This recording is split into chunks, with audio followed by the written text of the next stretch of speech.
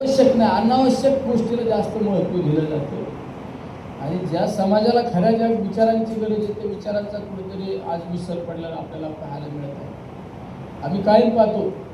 मी आता एक ठिकाणी चर्चा करत असताना सांगितलं, तुम्ही जे डेव्हलप देश आहेत, जे विकसित जे देश आहेत, तुम्ही अमेरिकेच्या एखाद्या नागरिकाशी बोला, जपानच्या बोला, इस्रायलशी बोला, चायनाच्या एखाद्या झालं राजकीय लोकांशी चर्चा करा, त्या किंवा एखाद्या वेगवेगळ्या चांगल्या सामाजिक काम करणाऱ्या एखाद्या व्यक्ती महत्त्वाशी बोला, तर त्या देशातील लोक डेव्हलपमेंटवर बोलतात, विकासावर.